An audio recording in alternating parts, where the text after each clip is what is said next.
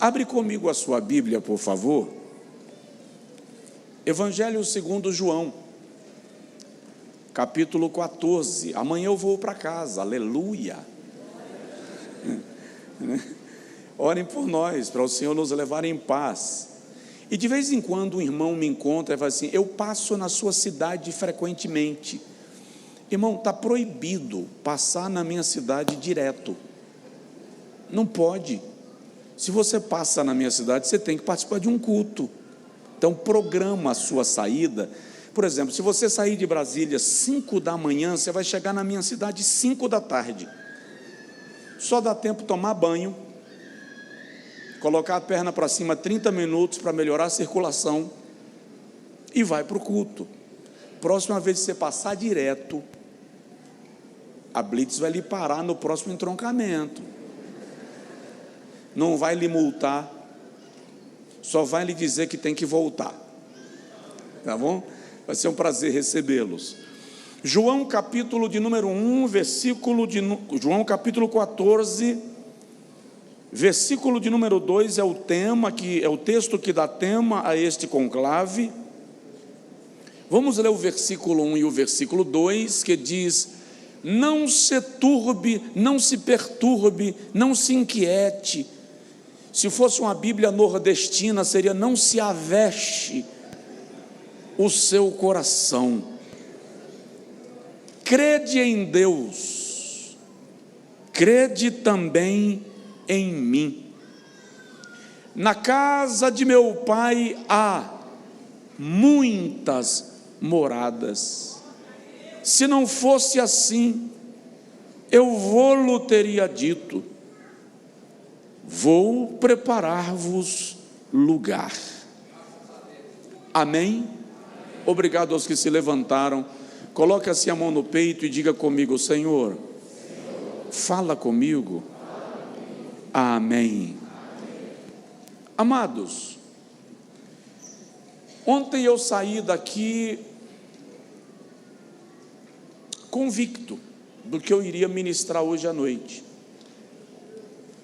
Hoje pela manhã, quando eu cheguei aqui, nos momentos finais da ministração, o Senhor trouxe ao meu coração uma palavra completamente distinta daquilo que eu havia desenhado para ministrar hoje. E eu voltei para o hotel após o almoço e fui escrever aquilo que o Senhor havia gerado no meu coração. De modo que eu quero aferrar-me, atentar-me, apegar-me apenas a uma palavra do tema: casa. E para isto eu quero fazer 4 perguntas muito importantes. A primeira é: como está a casa? Pergunte aí para o irmão que está do seu lado: como está a casa?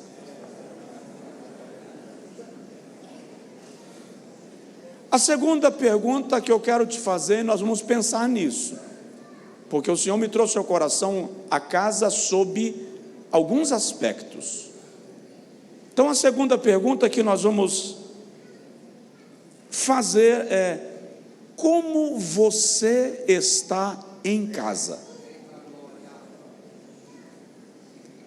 Se você não achar ruim fazer isso, pergunta para o seu vizinho: como você está em casa? Diz que a repetição é a alma do aprendizado, tá? Então, como você está em casa?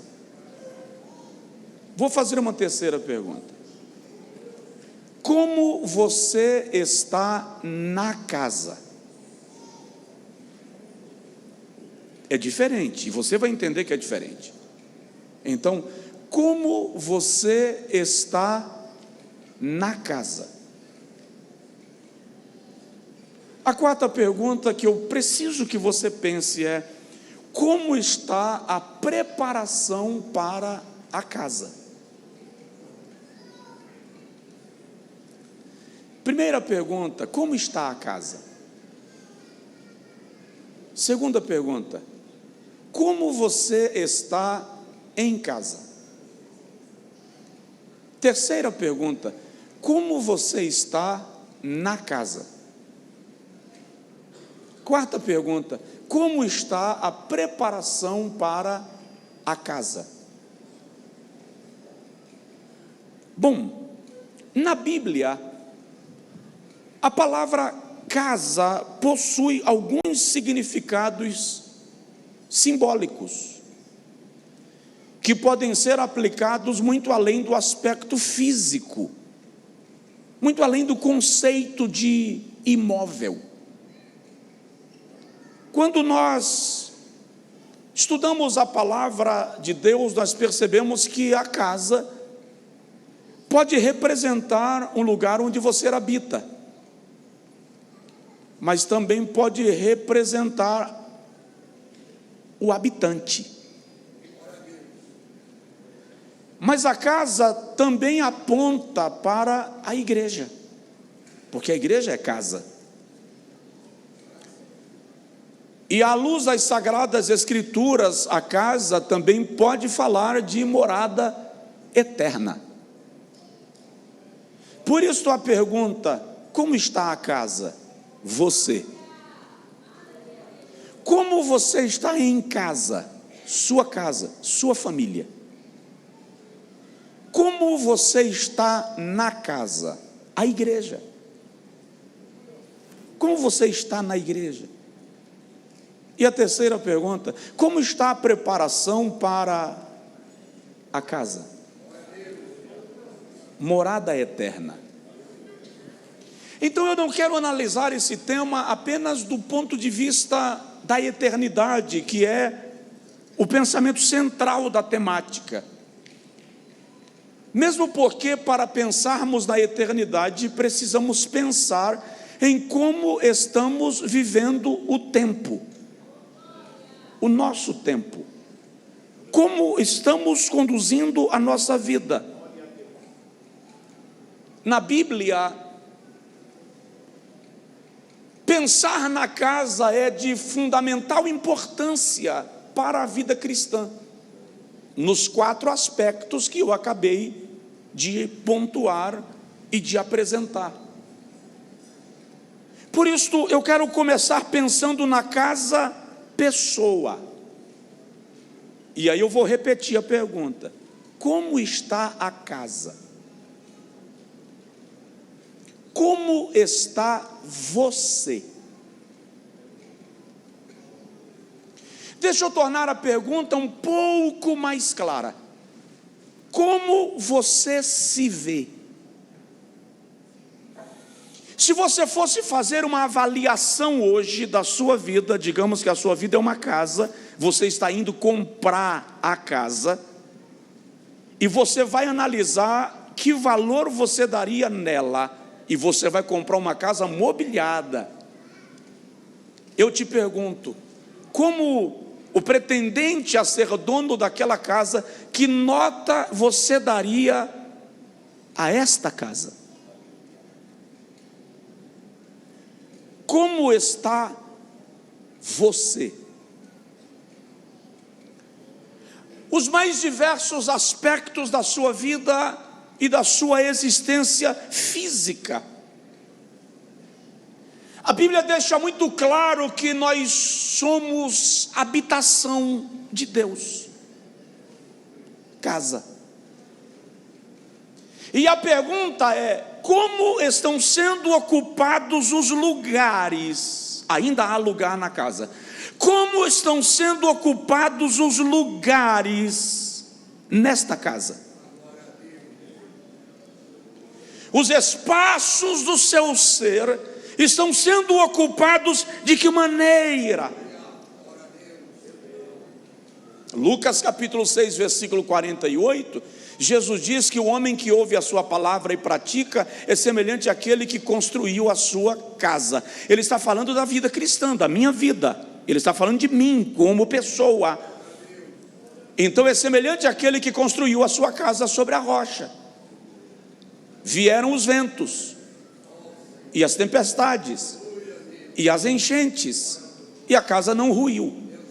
Aí ele diz: mas aquele que ouve a minha palavra e não a pratica é semelhante àquele que construiu a sua casa na areia, e vieram os ventos, e as tempestades, e as enchentes, e a casa ruiu. Se você olhar essa parábola de Jesus, esta metáfora de Jesus, você vai perceber que as duas casas enfrentaram as mesmas adversidades: vento, enchente e tempestade. A diferença não está na casa, está em onde ela foi construída. Então, onde você está construindo a sua vida? Qual é a base dessa casa? O Senhor me trouxe isso hoje pela manhã. Eu cheguei, fiquei ali quietinho. Jesus estava batizando, renovando, o poder estava caindo, e enquanto ele se manifestava, o Senhor me trouxe isso ao coração. Então, como está a casa? Lá no Evangelho segundo Mateus, capítulo 12, versículo 44 e 45, Jesus diz que quando o homem aceita a salvação de Deus, o Espírito Santo vem e expulsa o antigo morador da casa. Mas quando este homem rejeita a presença de Deus e se afasta da presença de Deus, o antigo morador diz assim: já que a casa está vazia, eu vou voltar para ela, porque eu já vagueei muito procurando outra e não encontrei. Então eu vou voltar, e quer saber? Eu vou levar 7 companheiros para possuir a casa comigo. Vou fazer a pergunta: quem te possui? Quem é o morador dessa casa? Quem está morando na casa que é você? Claro, Paulo diz aos Coríntios na primeira carta, capítulo 3, versículo 16, assim: vós sois a morada de Deus, e o Espírito de Deus habita em vós, na casa. 1 Coríntios 6, 18 e 19, ele diz: fostes comprados por bom preço, glorificai pois a Deus no vosso corpo e no vosso espírito, os quais pertencem a Deus, porque vós sois o santuário de Deus, e o Espírito de Deus habita. Onde? Na casa. Efésios 2, 20 a 22, Paulo diz assim: edificados sobre o fundamento dos apóstolos e dos profetas, do qual Cristo Jesus é a principal pedra angular, sois vós muito bem ajustados e conjuntamente edificados, para serdes morada de Deus em espírito. Ele habita em mim, ele habita em você. Então a pergunta é: como está a casa? Detalhe: ele tem liberdade de fazer nessa casa aquilo que ele quiser fazer. Tem uns móveis velhos lá que precisam ser jogados fora, ele pode retirar o que não serve. Nessa casa tem cômodos onde ele não pode entrar.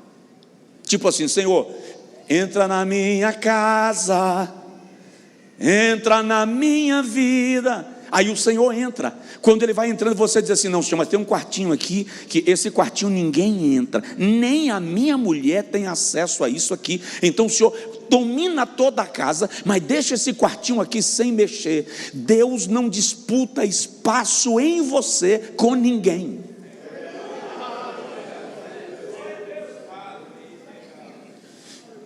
Se o irmão não se incomodar, pergunta para ele novamente assim: como está a casa?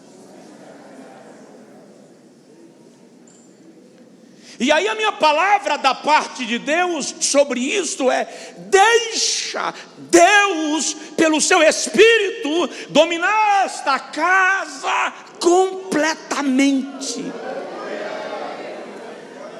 Entregue a Ele a casa sem reservas. Diga para Deus: não há cômodo reservado em mim, o Senhor pode dominar tudo.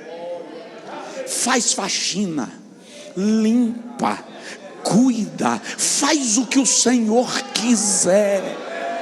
tira ninho de rato, tira ninho de barata, manda embora os cupins, todos os transtornos da minha alma, o Senhor pode tratar. Entra, caminha, passeia, lava, encharca, domina, porque a casa é tua.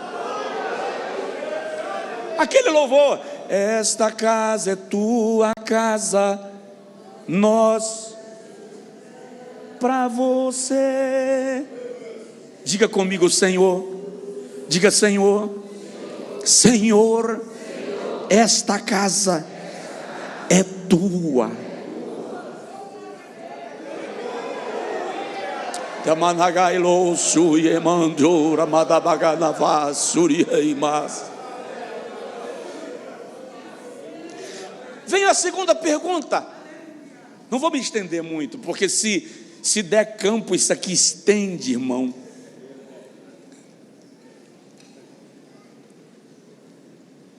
Como está você em casa?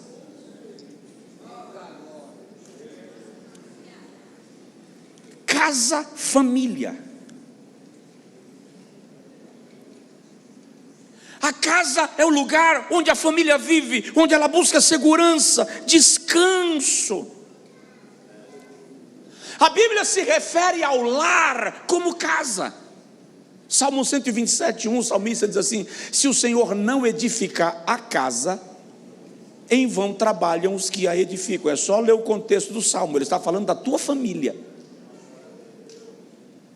No Salmo 128 ele diz: bem-aventurado é o homem que teme ao Senhor e anda no seu caminho, pois feliz será, em tudo irá bem. A sua mulher será como videira frutífera ao lado da sua mesa, na sua casa, os seus filhos como planta de oliveira ao redor da sua mesa. Eis que bem-aventurado é aquele que teme ao Senhor, verás os filhos dos teus filhos.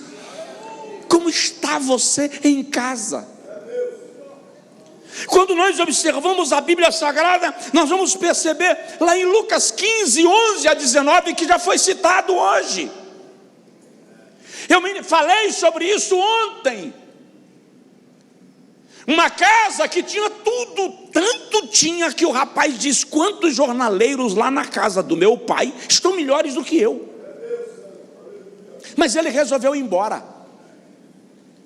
Nós vivemos uma geração insatisfeita. Nenhuma geração anterior à nossa teve tanto recurso e abundância.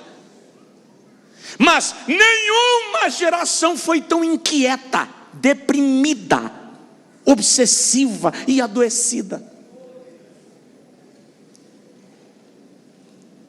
Como está a sua casa? Sua casa é uma igreja. Jesus quer morar lá. Mas uma das coisas que tem acontecido é que o diabo conseguiu imprimir na mentalidade ocidental o conceito de guerra dos sexos. Homens e mulheres estão medindo forças. Em nenhum momento Deus criou a mulher para ser opositora do homem. Em nenhum momento Deus criou a mulher para ser concorrente do homem. Os homens crentes, os que leem a Bíblia, precisam entender isso. As mulheres cristãs precisam entender isto. Eu estava num almoço social, convidado por um advogado amigo. Ele não é membro de nenhuma igreja evangélica ou cristã. Ele se professa umbandista, mas pediu que eu fosse para o almoço do aniversário dele. E eu fui com a minha esposa. Lá na mesa estavam alguns líderes de alguns movimentos chamados de minorias. E durante o almoço, de vez em quando alguém jogava uma farpa e dizia: não é, pastor. Eu era o único cristão evangélico da mesa. Acontece que eu odeio debate. Não gosto de demandas. É assim que você crê? É assim que você quer viver? Ok. E aí foram provocando, e eu fui tranquilamente. Até que chegou um momento que uma advogada falou assim: Eu não gosto da Bíblia, porque a Bíblia é um livro machista. É ou não é, pastor Josué? Ela não aguentou provocar a conversa inteira. Como em nenhum momento falaram o meu nome, então eu ignorei, me fiz de surdo. Porque se fazer de surdo às vezes é saudável.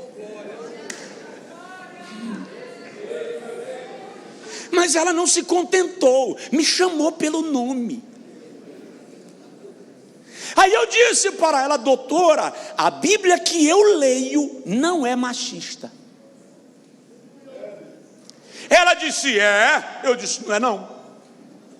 Ou a senhora comprou a Bíblia errada, ou está lendo de ponta cabeça. Ela disse: mas a Bíblia diz que o homem é o cabeça do marido. Eu falei: mas é? Ela fez: está vendo? Eu disse: o problema é que você interpretou errado, ou te ensinaram errado. O conceito bíblico de cabeça não é o que joga prato na parede, não é o que dá tapa na mesa para dizer que manda. Na verdade, quando você precisa dizer que manda, você já não manda, ó. A autoridade não é reivindicada, a autoridade é reconhecida. A palavra cabeça ali é que fale, aquele que cobre, aquele que ampara, aquele que protege, aquele que circunda, aquele que provê.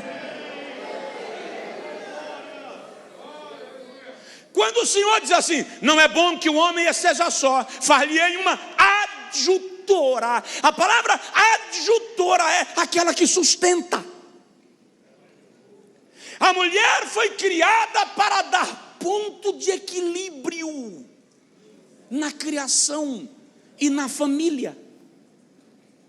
Eu estava na Flórida, e num daqueles canais eu resolvi parar, porque eu vi um baita de um crocodilo do outro lado do canal, e eu achei aquilo uma obra de arte. Eu parei para tirar uma foto. Aí quando eu vou no mato, para chegar na beirada do canal, para aproximar o que eu pudesse, o crocodilo estava do outro lado, gente. Eu sou corajoso, mas nem tanto. Estava do outro lado. Lá vou eu fazer a foto do crocodilo. Aí uma viatura ambiental parou. E o guarda ambiental disse assim: é exatamente esta a estratégia. E eu perguntei: como? Ele disse: a 10 metros tem um de você e você não viu. Aí ele falou: você está tão encantado com o crocodilo do outro lado, que você não percebeu o de lado de cá. E a estratégia é essa: o daqui te dá com a cauda, te joga na água e os dois descem para o almoço. Quando Deus cria o homem, Ele diz assim: lavra, cuida, guarda. O homem está cuidando de toda a obra criada, ele é o gestor do planeta. Jeová olha e diz assim: quem cuida da retaguarda dele? Enquanto ele cuida das minhas coisas, quem cuida dele?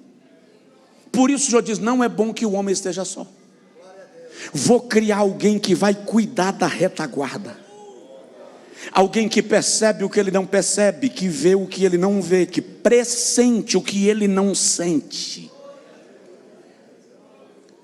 A ideia de Deus não foi criar competição na família, mas o que tem acontecido? O que tem acontecido é uma inversão de papéis, uma distorção de papéis. Filhos já não têm mais referência de casa. Lamentavelmente, homem e mulher está demandando força. Semana passada, um cidadão cabeça oca, desculpa a expressão, assassinou a esposa em Belo Horizonte, porque ela tinha um salário maior do que o dele.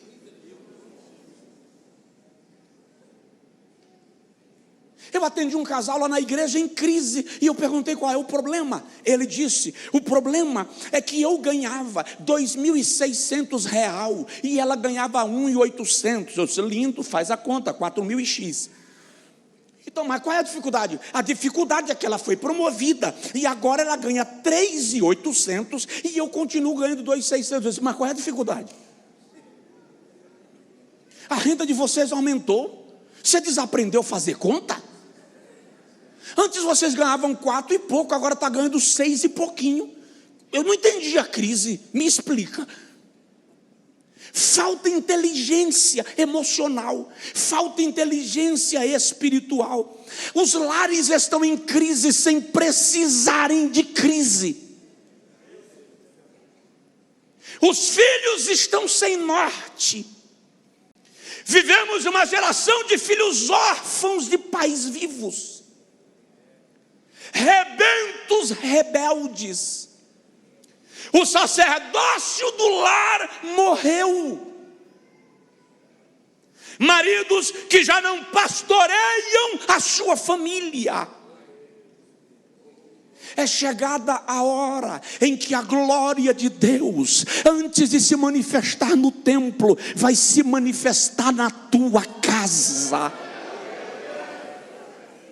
Eu sou pastor de igreja e eu gosto de igreja cheia, mas não adianta templo cheio com casas vazias. Ei, o avivamento se manifesta aqui, mas começa em casa.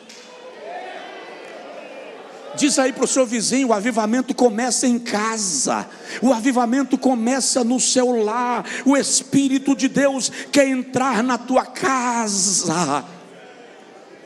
Olha o poder do sacerdócio. Tem uma mulher há 12 anos sofrendo de uma hemorragia que não sara. A tradição diz que ela menstruou aos 12 anos e nunca mais o fluxo sanguíneo estancou. Se é verdade, agora ela tem 24, 25 anos e continua sangrando. Uma mulher, no período do ciclo menstrual, no contexto de Israel, não podia ficar em casa. Ela tinha que sair da casa e ir para um local reservado fora do convívio social, que era chamado de arraial das impuras. Quando terminava o ciclo menstrual, ela voltava. Essa mulher está há 12 anos lá. Toda a cidade conhecia a história dela. Por quê? Porque as mulheres da cidade iam para lá, cumpriam o ciclo menstrual e voltavam para casa. E ela permanecia todo mês, todo dia chegava uma e ela estava lá. Não havia esperança para ela, não havia cura para ela.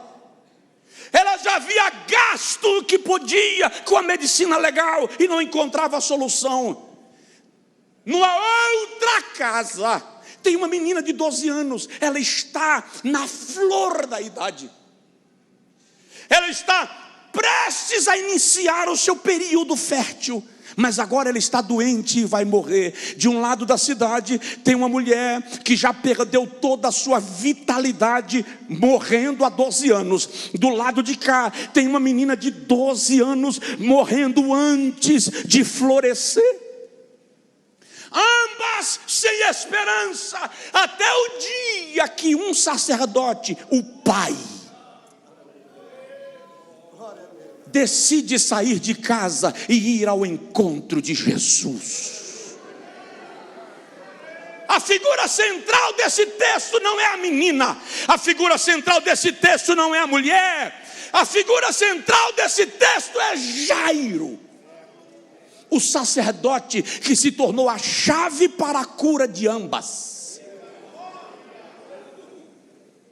Porque quando ele encontra Jesus, ele diz: Senhor, tem misericórdia de mim, a minha filha está passando mal, ela vai morrer. Jesus diz assim: eu vou em tua casa e a sararei. Foi nessa parada de Jesus para conversar com Jairo que a mulher, há 12 anos que sangrava, vem devagar e ela consegue encontrar a orla do manto do mestre. Discretamente ela toca. Se Jairo não tivesse parado Jesus, ela não teria conseguido. O que está faltando hoje é sacerdócio. Quando Jairo para Jesus, ela consegue tocar no mestre. O mestre diz: alguém me tocou. E alguém diz assim: Jesus, pelo amor de Deus, A multidão está te apertando. O senhor está dizendo que alguém te tocou? Está todo mundo te tocando. Ele disse: não. Alguém me tocou diferente. Alguém me tocou com propósito. Porque eu senti que de mim saiu o poder. Enquanto Jesus está conversando ali, alguém chega e diz para Jairo: desiste. Não incomoda mais o mestre. Tua filha já morreu. Jesus olha para Jairo e diz assim: não temas, apenas creia. Se tem sacerdócio em exercício, pode ficar tranquilo que Jesus não aborta a viagem. Como está a sua casa? Sai do lugar e vai encontrar Jesus. Não deixe sua casa desmoronar. Vai encontrar Jesus. Vai ao encontro do mestre, ele tem solução. Jesus chega na casa de Jairo e ressuscita a menina. Presta atenção, Jairo é um sacerdote do lar que resgata a sua filha e abre porta para que a mulher seja curada. Um obreiro meu chegou lá, um obreiro da nossa igreja chegou lá no meu escritório com a esposa. Ele estava apavorado e ele disse: pastor, a minha filha de 16 anos foi para uma, e ele soltou o termo, de uma festa e voltou grávida. Engravidou de um e soltou o verbete.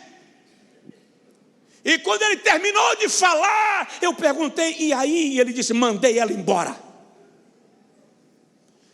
Para onde? Foi para a casa dos pais do vagabundo que engravidou ela. Eu falei: e aí? Os pais não quiseram ela lá. Quem tem vergonha não apoia um negócio desse. Disse: ok, e ela está onde? Não faço ideia, está na casa de uma amiga, mas eu não quero nem saber. Como é que eu vou pregar? Eu perguntei para ele: você está me contando só para eu saber? Ou porque você quer minha opinião? A esposa olhou para ele, deu um toque assim. Ele disse: eu quero a sua opinião. Eu disse: levante agora, antes de terminar a conversa comigo. Volta para terminar a conversa depois. Ri, príncipe, deixa rir. Vai ao encontro da sua filha, resgate a sua filha e o seu neto. O senhor vai perder 2 almas. Vá buscar e traga para debaixo do seu sacerdócio. Você tem o cajado. Chegue na porta e diga: minha filha, estou triste, mas você é minha filha, vem para cá, eu não vou te largar de mão. Resumindo, a menina voltou para casa, está na igreja, a criança está na igreja, para a glória de Deus Pai. Não deixe o sacerdócio da sua casa cair. Provoca o caba macho, o homem macho do seu lado e diga para ele: você é sacerdote. Madame, a senhora é relógio, é ponto de equilíbrio, é estaca de sustentação.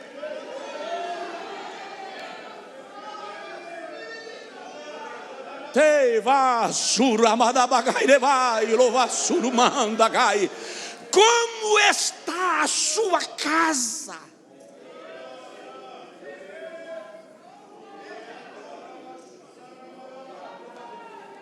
Deus quer resgatar a sua casa.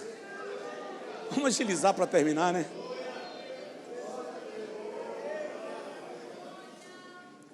Gente que na igreja fala em línguas, profetiza, sapateia, exorta os outros, mas a casa está despencando.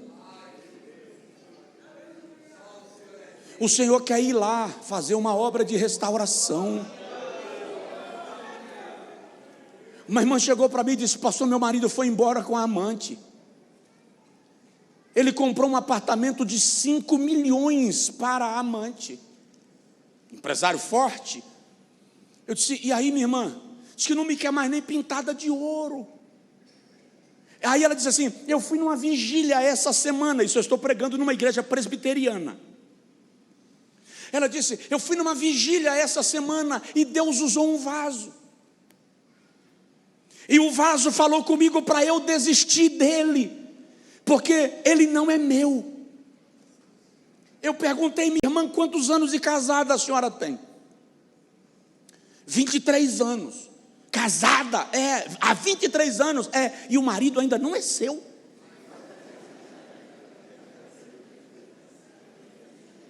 Nem casa, a lei trata assim. Depois de 23 anos não é sua. Se meu irmão, vamos fazer o seguinte: o pastor é muito amigo meu, chamei a esposa do pastor, ele e a esposa, e disse: nós vamos entrar numa campanha de oração agora, hoje, e nós vamos orar para Jesus salvar seu marido. E não vale levantar uma mão, ele tem que levantar as duas. Ainda falei assim em tom de brincadeira. Ela olhou para mim do tipo: se o senhor soubesse como o negócio está encruado, o senhor não levava assim. Eu disse: não, vamos orar, Jesus é bom. E vamos orar. Alguns dias depois, talvez um mês depois, não tenho certeza, eu voltei a pregar naquela igreja, num culto de ensino. No momento que eu estou ministrando a palavra, eu vi quando ele entrou pela porta da frente. Eu os conhecia. Ele entrou e sentou lá na penúltima fileira, lá no finalzinho. Na hora do apelo, ele ficou em pé com as duas mãos levantadas. Eu pensei comigo: eu brinquei, mas Jesus levou a sério. Um obreiro encostou, trouxe ele para o púlpito para a gente orar. Ela não se aproximou. Ela me disse depois, não se aproximou para ele não achar que ela estava aproveitando a conversão dele para marcar ponto. Então ela ficou lá. Quando terminou a oração, ela saiu pela porta lateral para ir embora. Funcionou a caminhonete dela lá no estacionamento da igreja. Quando ela ia saindo, ele parou na frente da caminhonete em pé. Ela disse: pastor, o coração saiu pelo volante. Baixou o vidro, ele chegou na janela e perguntou: posso voltar para casa hoje? Ela disse: dá a chave do teu carro para alguém levar teu carro e vem aqui. Vai que no meio do caminho erra a estrada, vamos para casa. Hoje ele é o segundo moderador daquela igreja. Não abra mão, Deus está pelejando por você. Deus está pelejando as tuas causas. Deus está guerreando as tuas batalhas. Há um milagre acontecendo exatamente agora. Ouve, eu vou repetir: há um milagre acontecendo exatamente agora. Deus vai tirar o sono de Assuero por tua causa.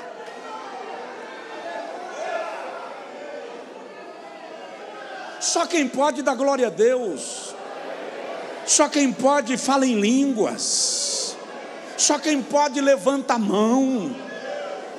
Não, pastor, essa palavra não me toca, porque minha casa não tem problema. Se o Senhor não edificar, em vão trabalhos que edificam. Se o Senhor não guardar, em vão vigiam as sentinelas.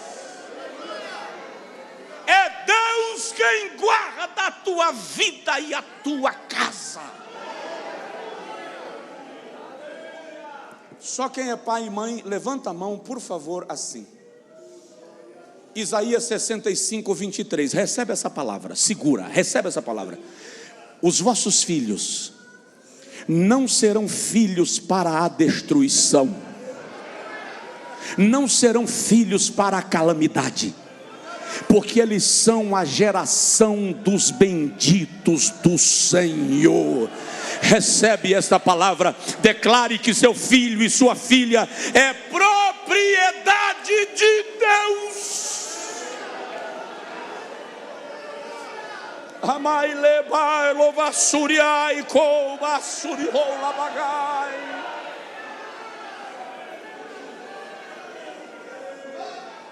Temai lavassaragadagai lovassuriou manahassabagai.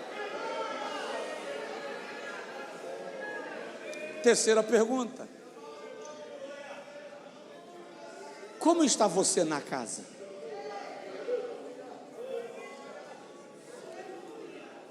Como está você aqui?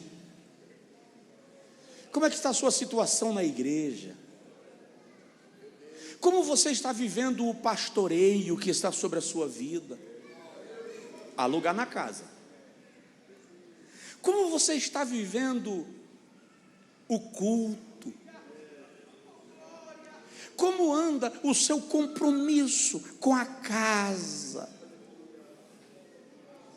Em toda a Bíblia, as comunidades de Deus, eu digo de Deus porque Israel e a igreja são chamados de casa.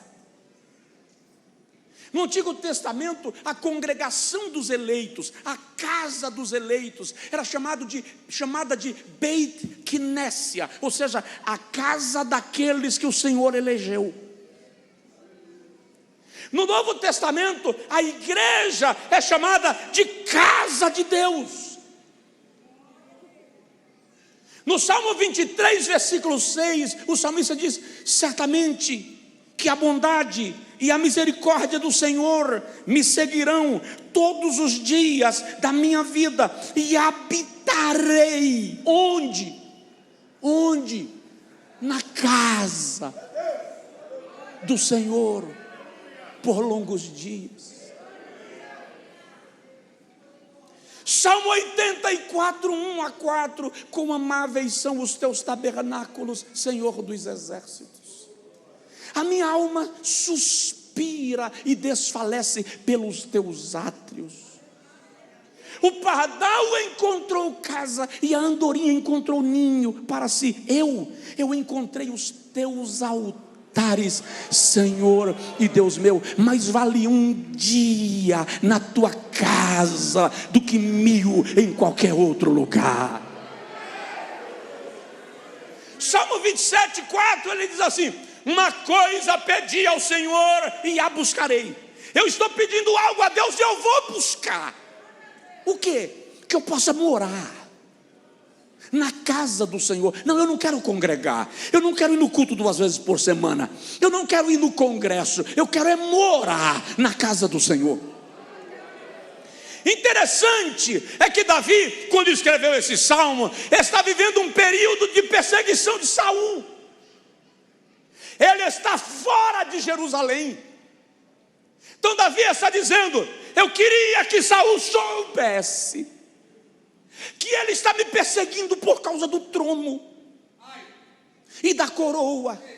Mas o que me encanta não é o trono. O que eu mais quero não é a coroa. O que eu quero é morar na casa do Senhor por todos os dias da minha vida. Mas para quê? Para contemplar a formosura do Senhor e aprender no seu templo.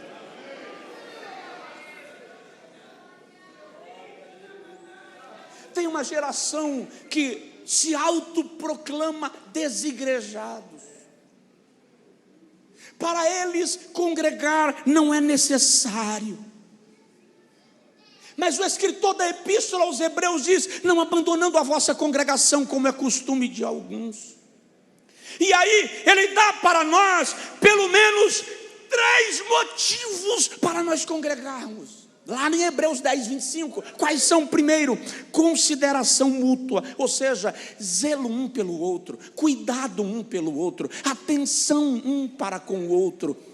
Por que isso? Porque para tomar banho, as minhas mãos cuidam do meu corpo. Para andar, os meus pés cuidam do meu corpo, que inclui as minhas mãos. Para pensar, a minha cabeça dá diretrizes para o meu corpo. Existe uma dinâmica de interdependência entre os membros do corpo. Mesmo uma ínfima célula, dentre milhões delas, que você nem sabe que existe, se ela se reproduzir de maneira equivocada, disfuncional, ela pode gerar uma enfermidade incurável, porque até os mínimos detalhes do teu corpo são importantes na dinâmica do teu organismo. Ninguém na casa de Deus é descartável. Até o menor dos irmãos tem a maior importância no reino de Deus. Eu estava pregando numa igreja em Salvador, um congresso de mulheres, salvo engano, e tinha um rapazinho que ele cantou no grupo de mulheres, no coral de mulheres, ele cantou no coral oficial da igreja, ele cantou na orquestra, ele cantou nos adolescentes. A liturgia do culto tinha distribuição de oportunidades bem extensa.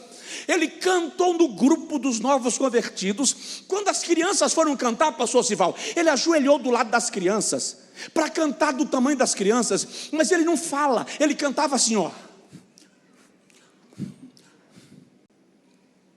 Eu disse ao pastor, que coisa interessante, aquele rapaz está em todos os grupos da igreja. O pastor disse, pastor Josué, ele é mudo e é surdo, e ele tem um problema neurológico, mas ele participa de todos os grupos da igreja, não perde um culto, vem na vigília, no circo de oração, no ensaio, no culto de doutrina, na escola dominical, na santa ceia, ele está todo aqui. Olha, uma palavra de Deus para a sua vida: não despreze o menor. Pode ser aquela célula que mantém o seu organismo funcionando. Congregar para edificação mútua. Aí a Bíblia diz, congregar para estímulo mútuo. Um estimula o outro. Hebreus 10, 25. Um fortalece o outro. E para admoestação mútua, um aconselha o outro, um pastoreia o outro, um diz não faz, o outro diz levanta, porque assim nós vamos sendo fortalecidos pelo Espírito Santo, através uns dos outros, para a glória de Deus Pai. Então eu repito a pergunta: como está você na casa? Como é que está você na igreja que você congrega? Não gosto do pastor. Você não vai conseguir gostar de todo mundo. Cada um tem seu estilo, sua personalidade. Mas você está lá na igreja por causa do pastor ou por causa da sua convicção na palavra de Deus? Eu não vou muito com a cara daquela irmã. Sério? Mas o que te motiva a estar na igreja? Simpatia ou comprometimento? Como está você na casa? Diz assim, pastor Josué. Fala aí, pastor Josué. Pode parar.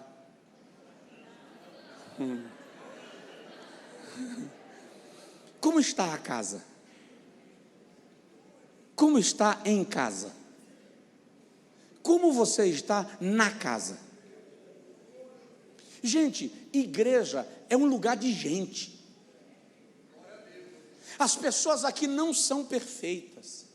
Se elas fossem perfeitas, elas não estariam aqui, estariam no céu. Aqui é hospital.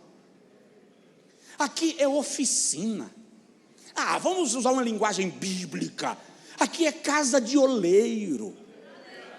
O vaso chega aqui trincado, quebrado, cheio de defeito. Só os perfeitos levantem a mão, por favor. Porque ninguém levanta a mão nessas horas. Mas quando a gente conversa com a nossa vaidade, a nossa religiosidade diz: eu sou mais crente do que fulano.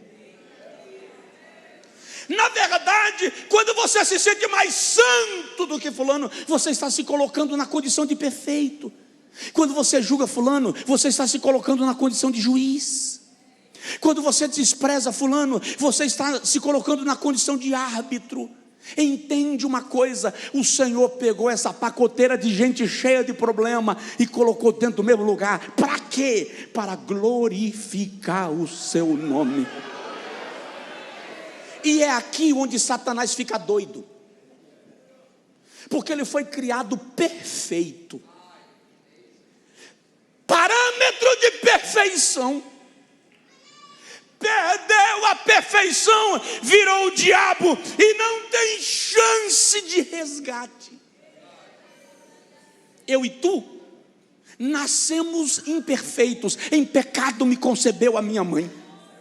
Você já nasceu com uma carga, com uma tradição de pecado, com uma natureza pecaminosa. Mas Jesus olhou para você e disse assim: eu quero Eu a quero. Eu o quero. Alguém deve ter dito, mas Senhor, olha tanto defeito, não presta para nada. Jeová diz, mas eu quero. Mas como? Porque eu paguei, eu comprei. E quer saber? Não paguei à vista, não paguei parcelado, paguei adiantado. Quando nasceu eu já havia pago a conta para que ele fosse meu, para que ela fosse minha. Eu chamei-te pelo teu nome, te remi, e tu és meu. Dá para dar glória a Deus?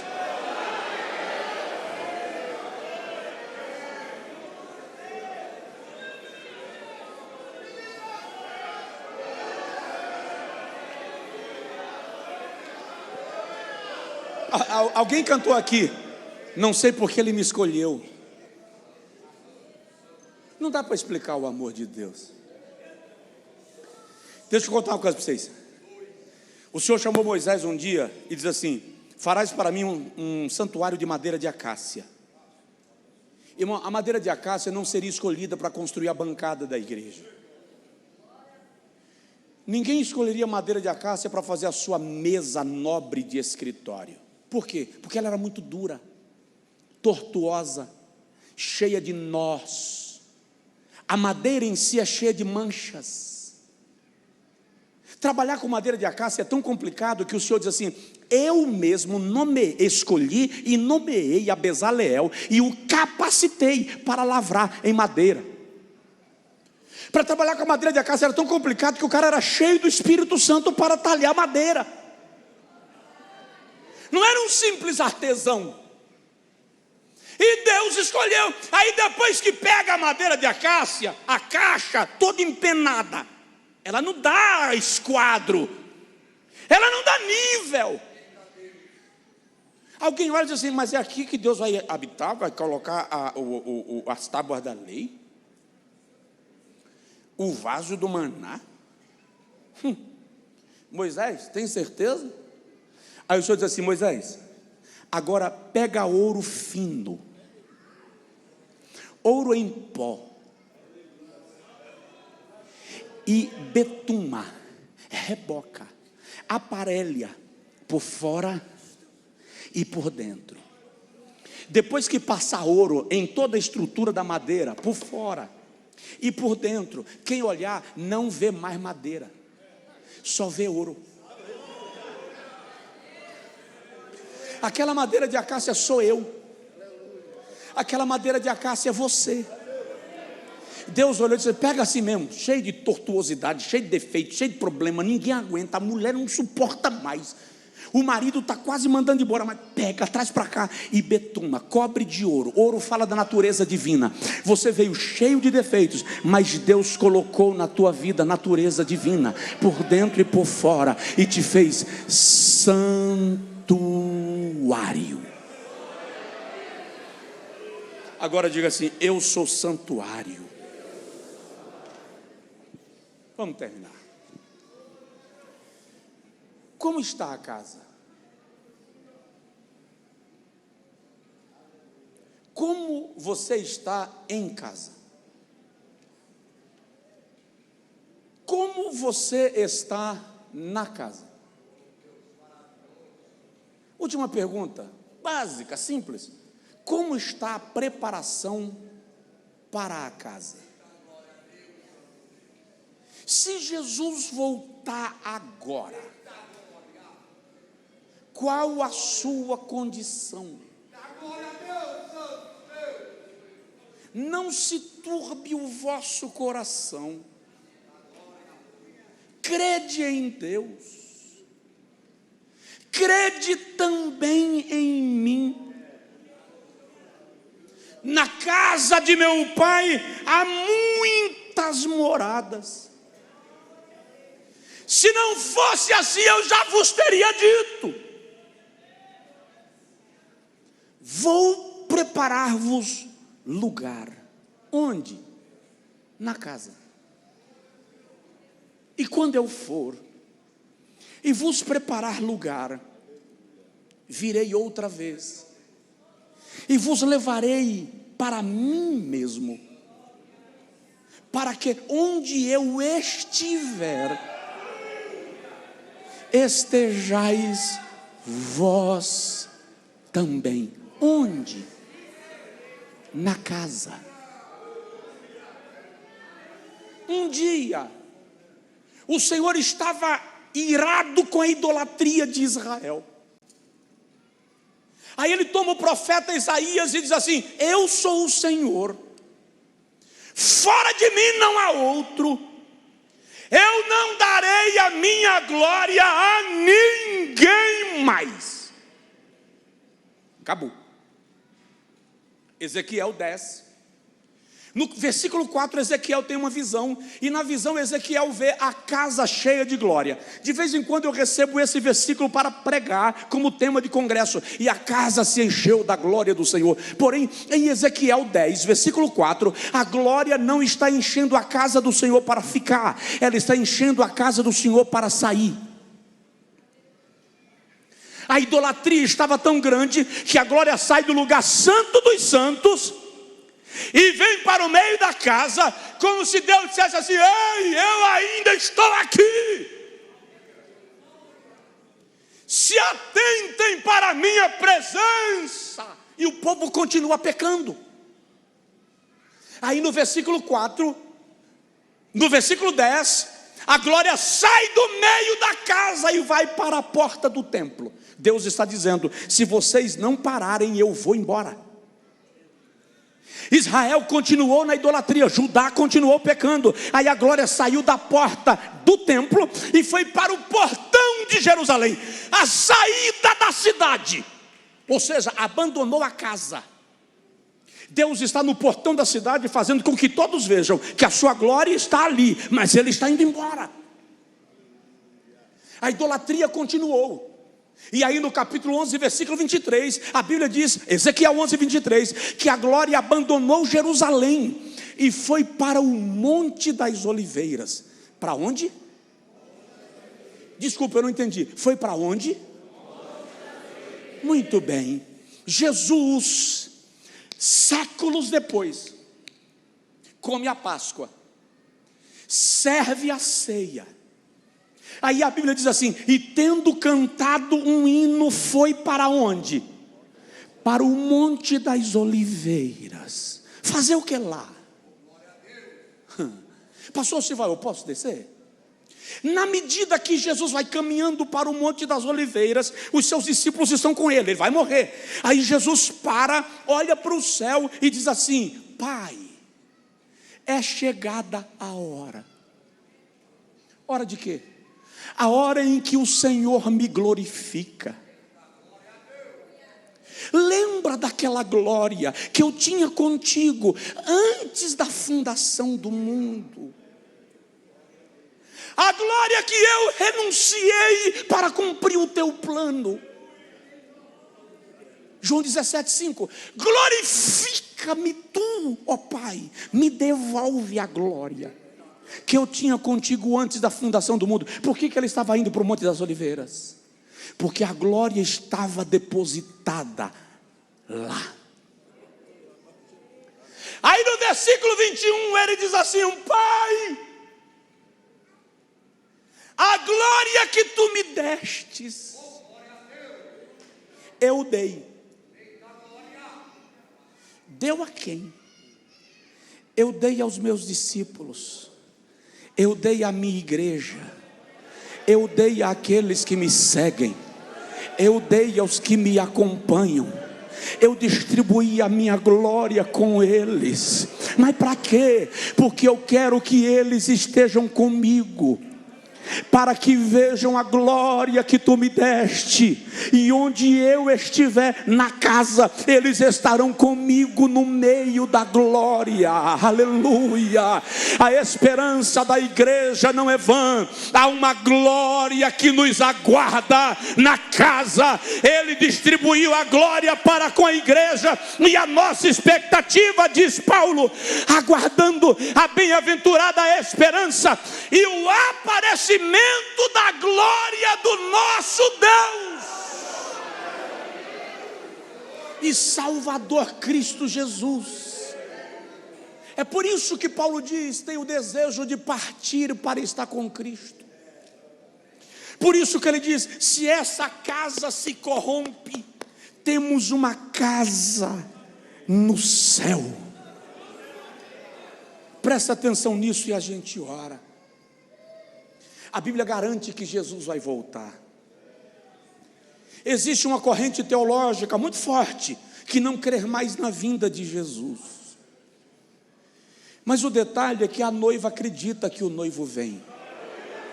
Nenhuma noiva fica noiva, mantém a aliança sem ter convicção de que o noivo vai chegar a qualquer hora. E o detalhe importante é que o noivo mandou um amigo. Eu vou repetir porque ninguém ouviu. O noivo mandou o amigo. O amigo do noivo está com a noiva. O amigo do noivo de vez em quando ia visitar a noiva, representando o noivo para trazer notícias dela para ele. E todas as vezes que o amigo ia visitar a noiva, o noivo mandava presentes. E os presentes eram joias para adornar a noiva no dia do casamento. Jesus partiu para preparar a casa. Mas ele chegou para o amigo. Quem é ele? Quem é ele? E disse assim: estou te enviando para cuidar da noiva. Enquanto eu preparo a casa, cuida dela.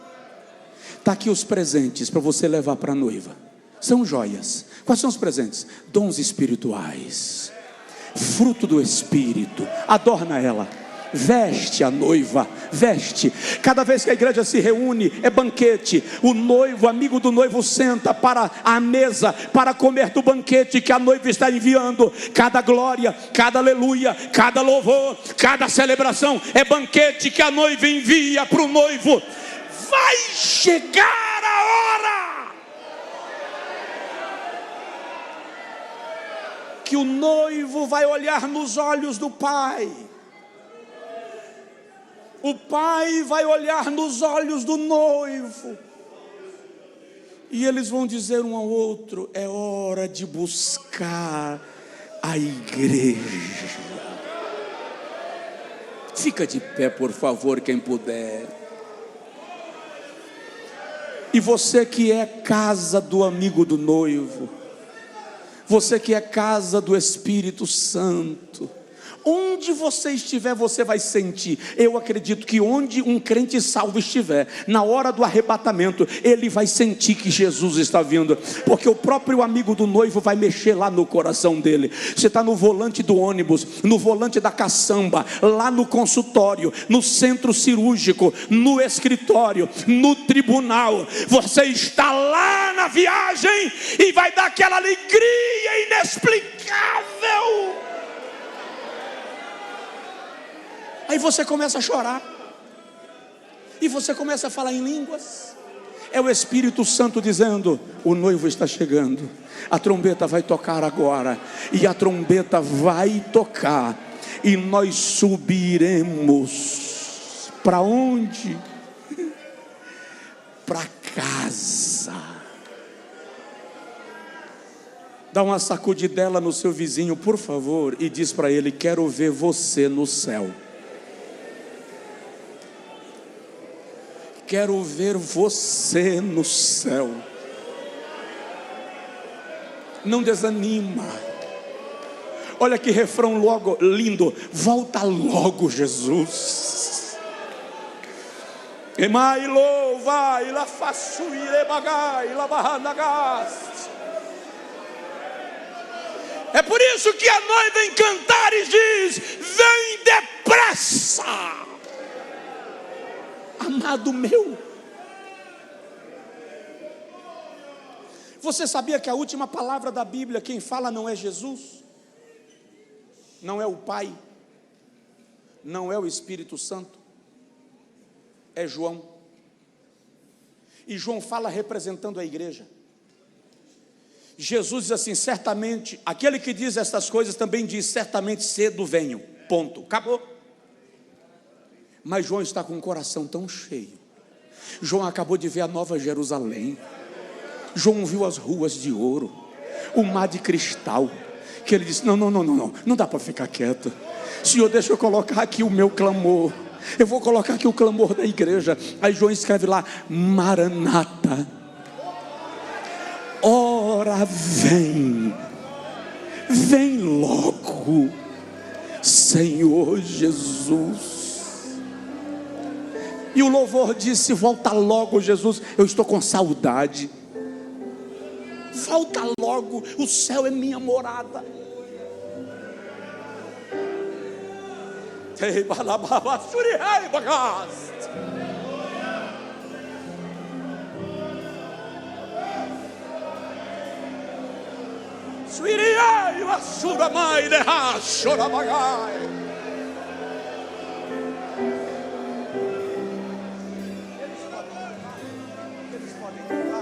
Vocês podem cantar? Pastor José Neco, pastor Sival conviveu com ele, pastor em Alagoas, estava internado, desfalecendo à morte. Os filhos estavam no quarto com ele, a pedido dele. Em dado momento, uma das filhas foi ao toalete. Quando voltou, o pastor José Neco estava dando os últimos suspiros. E um amigo, genro dele, disse que a filha caiu de joelhos e disse, Senhor, não, eu não aceito. E ele só levantou a mão e fez assim, me deixe ir para casa.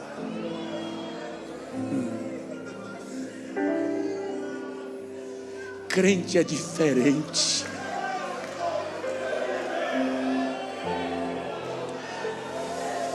Crente é diferente.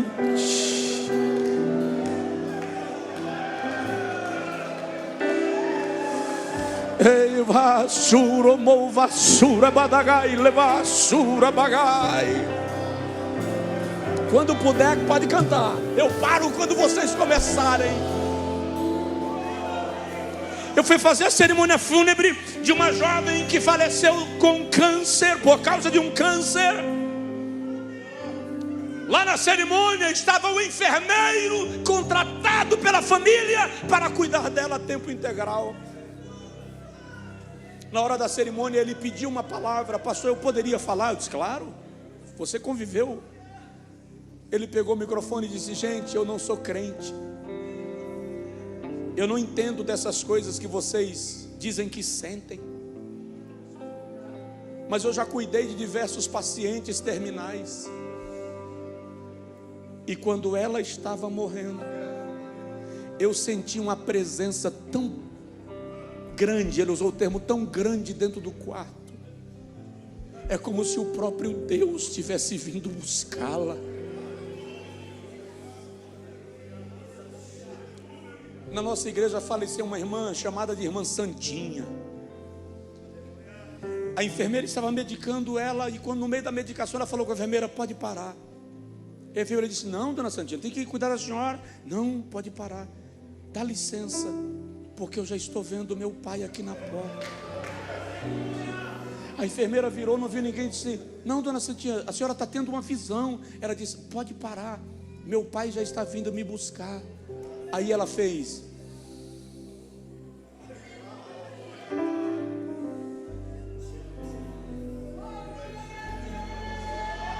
Na casa do meu pai há muitas moradas.